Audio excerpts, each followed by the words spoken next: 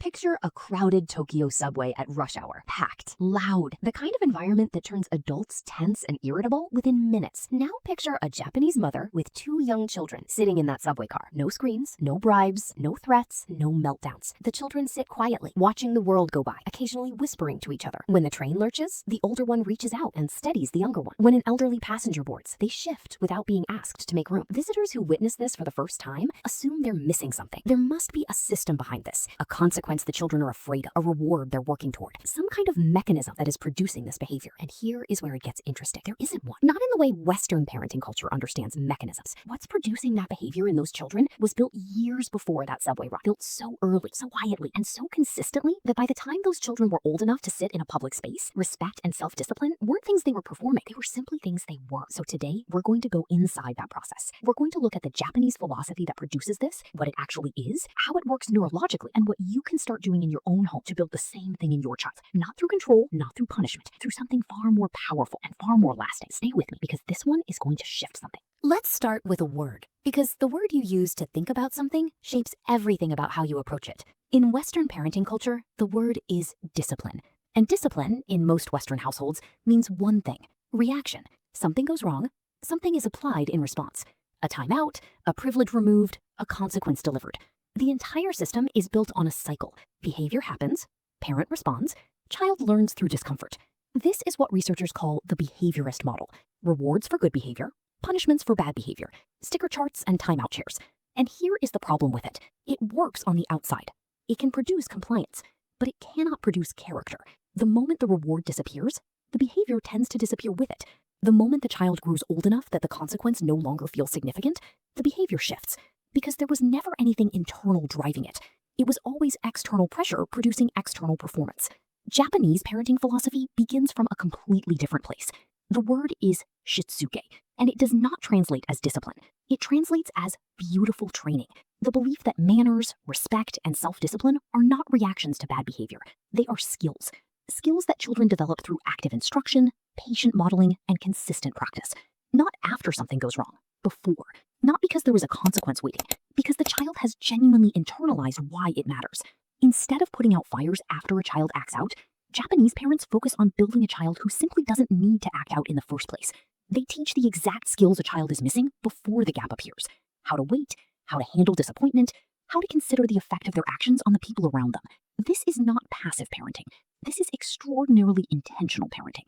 It just looks different from the outside because it is quiet. But before any of this training can take root, something else has to come first. Something foundational. Something that most parenting conversations skip straight past because it doesn't look like discipline at all. It looks like closeness. Number 1, build the foundation. Amae and Skinship. Japanese parenting is built on a concept called Amae. It is the practice of allowing a child to depend on their parent completely in the early years, not with a rushing urgency to produce independence, not with anxiety about creating neediness, with full, patient, intentional permission for the child to lean. Western parenting culture has become almost allergic to dependency. We celebrate babies who self-soothe early. We praise toddlers who play independently for long stretches. We treat early independence as a sign of good parenting and healthy development. Japanese parenting sees this completely differently. Before a child can become genuinely independent, they must first feel genuinely secure. Security doesn't come from learning that you can manage alone. It comes from thousands of experiences of reaching and being caught, of needing and being met, of leaning and finding something solid there. Only after a child has experienced that security deeply and repeatedly does their nervous system develop the genuine confidence to move away from it. Alongside Amae comes skinship, physical closeness. Japanese mothers emphasize physical proximity in the earliest years in ways that research consistently validates. Carrying children often, co-sleeping, skin-to-skin contact, touch that is not transactional but simply present. Here is what this does neurologically. Every instance of warm physical closeness triggers a release of oxytocin in both the parent and the child. Oxytocin lowers cortisol, the stress hormone. It builds trust. It reinforces the bond between caregiver and child at a biological level. And here is the piece that connects directly to discipline. When a child feels this level of security, this depth of bond, they naturally want to maintain it. They naturally want to maintain harmony with the people they are most attached to, not because they are afraid of losing something, because the relationship itself matters to them. This is the neurological foundation that makes everything else possible. A child who is deeply, securely attached to their parent is a child who is intrinsically motivated to cooperate with them, not because of consequences, because of connection. So before you reach for any technique or framework, ask yourself this: does my child feel that I am a source of safety, warmth, and physical presence? Because if that foundation is shaky, no discipline approach in the world will work the way you need it to. Start there. Build that first. Number 2, the 3 pillars of Shitsuke. Once the foundation of security is in place, Japanese parents build on it through 3 consistent practices.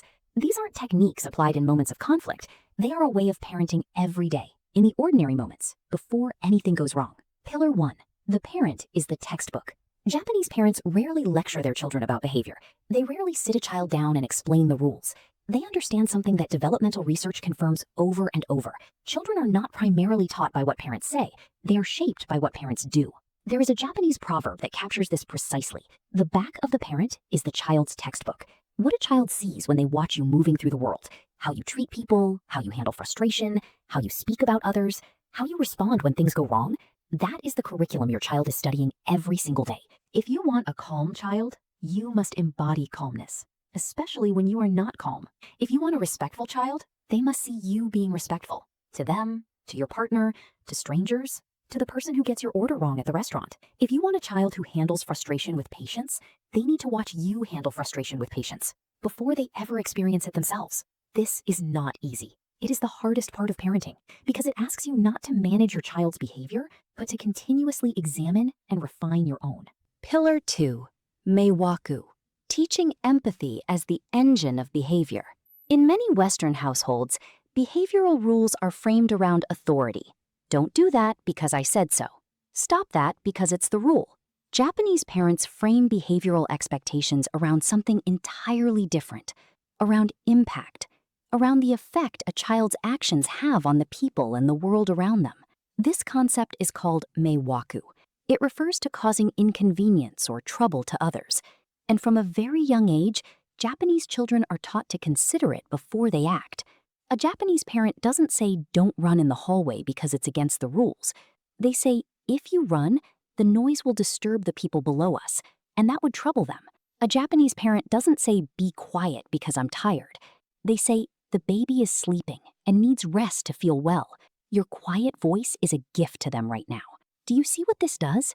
It doesn't just modify behavior.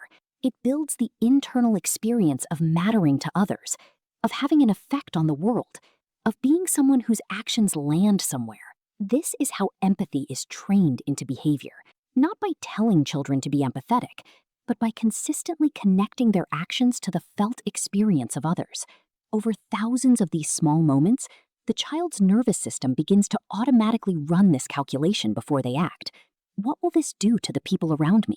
That internal question is the engine of genuine social behavior. It doesn't need a consequence to activate it. It runs on its own. Pillar 3, Gaman, building the muscle of patience. The third pillar is perhaps the most countercultural for Western parents because it requires doing less, not more, in the moment your child is struggling. Gaman translates as endurance, patience, perseverance in the face of difficulty. It is considered a core virtue in Japanese culture, not something children either have or don't have, something that is deliberately built through experience. When a Japanese child wants a toy at the store, the parent doesn't immediately distract them, bribe them, or give in to stop the discomfort.